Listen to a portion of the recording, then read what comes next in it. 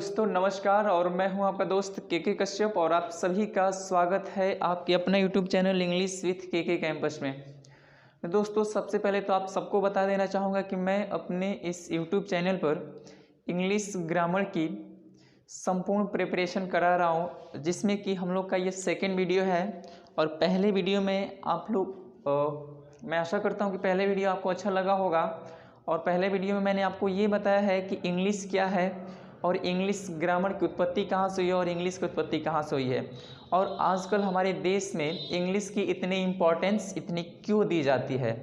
तो हम उसी सीरीज को लेकर आगे की तरफ चलते हैं। और सबसे पहले तो आपको बता देना चाहूँगा कि मैं इंग्लिश की 3 सीरीज लेकर आया हूँ, जिसमें ये हम लोग का पहला सीरीज है जिसमें हम इंग्लिश ग्रामर की संपूर्ण प्रिपरेशन कराएंगे, और दूसरी सीरीज में इंग्लिश स्पोकन, और जो हम लोग की तीसरी सीरीज होगी, आप अगर किसी भी कम्पिटिटिव एग्ज़ाम की प्रिपरेशन कर रहे हैं तो आप लोग इंग्लिश के लिए इस चैनल के साथ हमेशा जुड़े रहिएगा।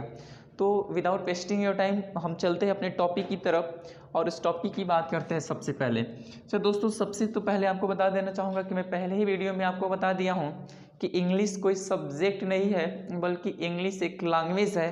और इंग्लिश लैंग्वेज की इतनी इम्पोर्टेंस क्यों दी जाती है, तो हम उसी इंग्लिश लैंग्वेज की इस सीरीज़ में इस वीडियो में बात करेंगे। और ये वीडियो किस तरह से होगी आप ज़रूर देखिएगा इस वीडियो को, क्योंकि हम यहाँ पे लिख दे रहे हैं इंग्लिश लैंग्वेज।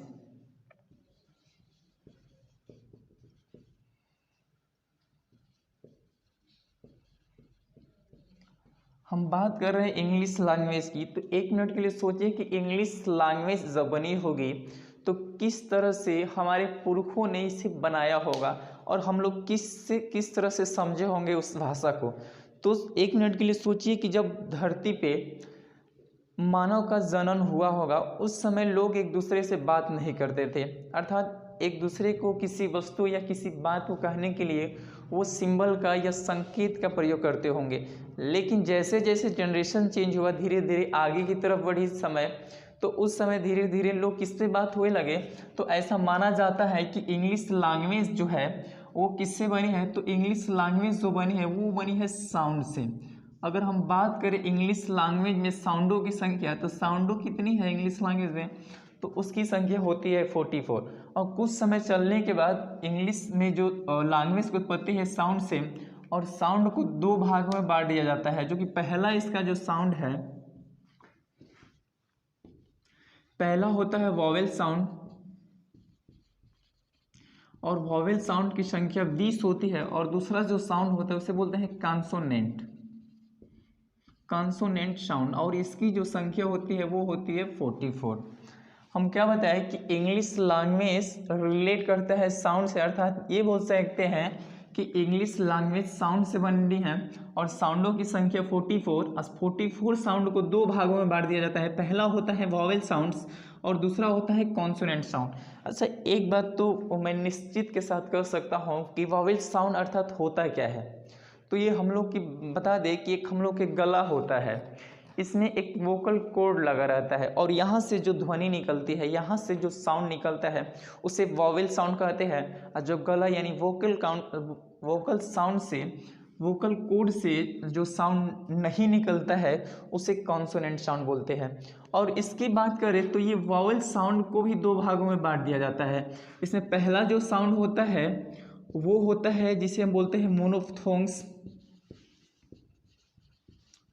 और इसकी संख्या कितनी होती है 12। और दूसरा होता है डिप्थोंग्स, और इसकी जो संख्या होती है अब वो होती है 8। हम बात करते हैं मोनोफ्थोंग्स क्या होता है और डिप्थोंग्स क्या होता है। सबसे पहले तो बता दूं कि मोनोफ्थोंग्स और डिप्थोंग्स में क्या अंतर होता है। तो एक बात जान लीजिए कि डिप्थोंग्स यानी डबल, इसमें डी से रिप्रेजेंट करिएगा, डी यानी डबल, इसमें डबल वॉवेल्स आता है। वॉवेल्स को 2 भागों में बांटा जाता है, एक होता है मोनोफ्थोंग्स, दूसरा होता है डिप्थोंग्स। अब हम बात करते हैं डिप्थोंग्स क्या होता है, तो ऐसा वर्ड जिसको लिखने के लिए डबल वॉवेल्स का प्रयोग किया जाता है उसे डिप्थोंग्स बोलते हैं, और ऐसा वर्ड जिसमें बोलने के लिए केवल सिंगल वॉवेल्स का प्रयोग किया जाता है उसे बोलते हैं मोनोफ्थोंग्स। अच्छा, ये आता कहाँ से है, तो इसकी जो साउंड से अलग अलग प्रकार होती है। इससे जो ये आता है ये रिलेट करता है IPA से, आईपी मतलब ये होता है इंटरनेशनल फाइनेटिक अल्फ़ाबेट से इसे 2, 3, 4 भागों में बांट दिया जाता है। साउंड को इंटरनेशनल फाइनेटिक अल्फ़ाबेट से वॉवेल साउंड को 2 भागों में और वॉवेल साउंड को भी 2 भागों में बांट दिया जाता है। अच्छा, इंटरनेशनल फाइनेटिक अल्फ़ाबेट क्या होता है? तो इन्हीं साउंड से और शब्द का निर्माण हुआ। जैसे बता दें कि इन्हीं साउंड से, जैसे बता दें कि जो साउंड होता है इन्हीं से और जो लैंग्वेज बनता है वो 3 तरह से लैंग्वेज बन जाता है। इससे जो साउंड होता है इससे वर्ड जो बनता है वो 3 तरह से। जो पहला होता है उसे बोलते हैं शॉर्ट साउंड, दूसरा होता है लॉन्ग साउंड,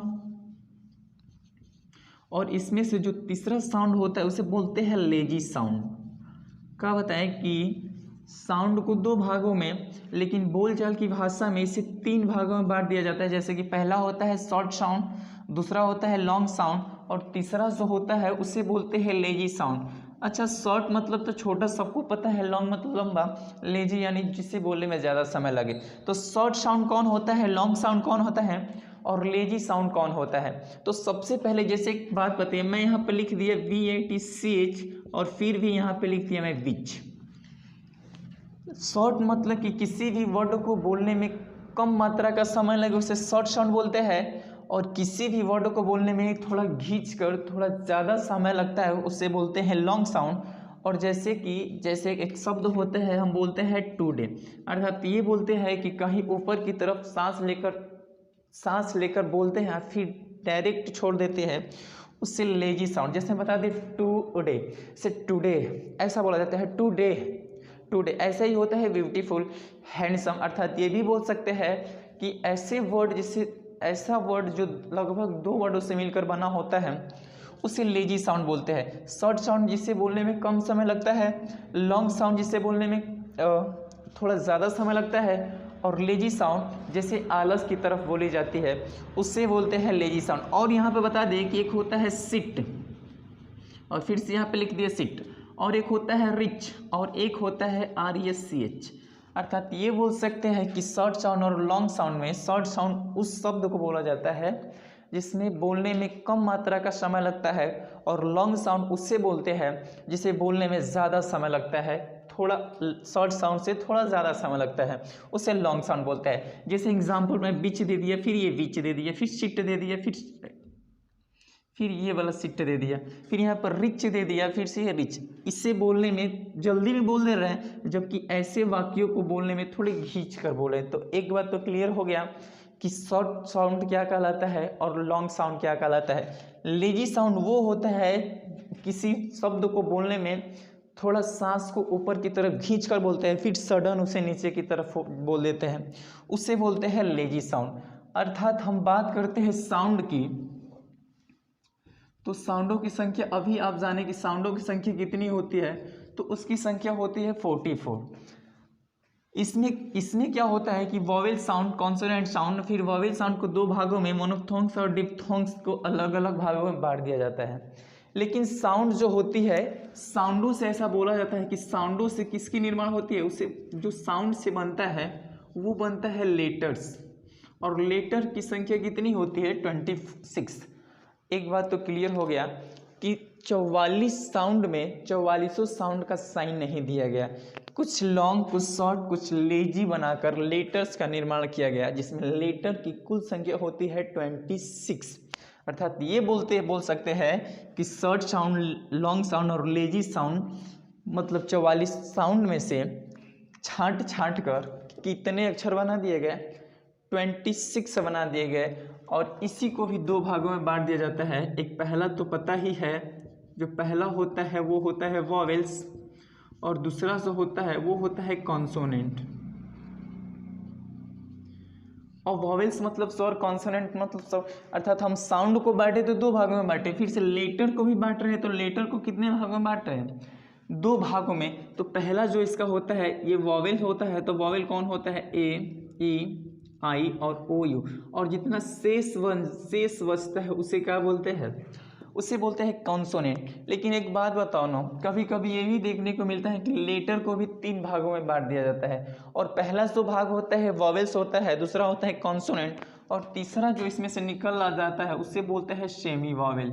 अब सेमी वॉवेल्स क्या होता है कि ऐसा वर्ड या ऐसा लेटर जिसमें जैसे किसी वर्ड को बोलने में वॉवेल और कॉन्सोनेंट दोनों का प्रयोग किया जाता हो उसे बोलते हैं लेटर्स, सॉरी सेमी वॉवेल बोलते हैं।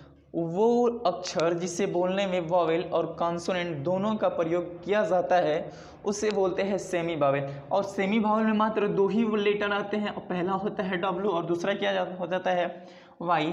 वॉवेल की संख्या 5, सेमी वॉवेल की संख्या 2, और कितने शेष बच गए यानी 19 लेटर को क्या बोलते हैं कॉन्सोनेंट साउंड। हम क्या बताया कि साउंड से मिलकर बनता है लेटर्स, और लेटर्स को भी 3 भागों में वॉवेल, कॉन्सोनेंट और सेमी वॉवेल में डिवाइड कर दिया जाता है। अर्थात 5 वॉवेल्स होता है, 19 कॉन्सोनेंट होता है, और 2 जो बचता है उसे सेमी वॉवेल होता है। अच्छा, एक बात तो मैं भूल ही गया कि आपके दिमाग में एकदम मैं निश्चित के साथ कर सकता हूँ कि आपके दिमाग में एक बात चलती होगी कि सर कौन सी वॉवेल वो कौन कौन सा लेटर है, वो कौन कौन सा साउंड है जिसे वॉवेल साउंड बोलते हैं, और वो कौन कौन सा कॉन्सोनेंट साउंड है, और डिप्थोंग्स क्या होता है, मोनोप्थोंग्स। तो घबराइए मत, मैं अभी इसकी चार्ट आप लोगों के सामने दे रहा हूँ कि घबराने की कोई ज़रूरत नहीं है कि साउंड 44 कौन कौन होता है। मैं अभी इसकी चार्ट आप लोगों के सामने दे रहा हूँ, ठीक है। तो इससे पहले हम जाने थे कि इंग्लिश लैंग्वेज जो होता है वो इंग्लिश लैंग्वेज में साउंडों की संख्या 44 होती है, और उसे अलग अलग भागों में बांटे थे। उसमें होता है कि वॉवेल साउंड और कॉन्सोनेंट साउंड, और जिसमें वॉवेल साउंड होता है उसे 2 भागों में, एक मोनोप्थोंग्स और दूसरा होता है डिप्थोंग्स में बांट दिए थे। अब हम जानते हैं कि मोनोप्थोंग्स वो कौन कौन से वर्ड होता है, और कॉन्सोनेंट साउंड कौन कौन सा होता है, मोनोप्थोंग साउंड कौन कौन सा होता है, और डिप्थोंग साउंड कौन कौन सा होता है। मैं यहाँ पे सीरियल वाइज लिख दिया हूँ, और ये जो लाइन मैंने लिखा है इसे स्लेश लाइन बोलते हैं। कोई भी कॉन्सोनेंट साउंड को स्लेश लाइन के अंदर रखा जाता है, और सबका प्रोनाउंसिएशन मैं बारी बारी से लिख दिया हूँ। जैसे यहाँ पे पहला जो कॉन्सोनेंट साउंड होता है वो होता है क, और स्लेश लाइन के अंदर क्या होता है के। ऐसे ही दूसरा होता है प, और उसको स्लेश लाइन से यानी कॉन्सोनेंट साउंड को स्लेश लाइन के अंदर पी रखा जाता है, और दूसरा होता है व उसको स्लेश लाइन से बी रिप्रेजेंट करते हैं। और इस तरह से हम लोग का साउंड मोनोप्थोंग्स, डिप्थोंग साउंड और कॉन्सोनेंट साउंड आप लोग के सामने मैंने लिख दिया है, और इसे बारी बारी करके और बहुत ही केयरफुल के साथ आप पढ़ सकते हो। और एक बात और बता दूं कि जितने भी ब्रह्मांड में जितने भी नए नए वर्ड का निर्माण होता है वो साउंड से होता है, अलग अलग प्रकार से साउंड बोली जाती है, और सब प्रोनाउंसिएशन के साथ मैंने लिख दिया है। और मैं ऐसा करता हूँ कि ये आज की क्लास आपको बेहतर लगी होगी। तो फिर मिलते हैं नेक्स्ट वीडियो में। आज के लिए बहुत बहुत धन्यवाद आपका, और वीडियो आपको अच्छा लगे तो चैनल को सब्सक्राइब करें, और मिलते हैं नेक्स्ट वीडियो में।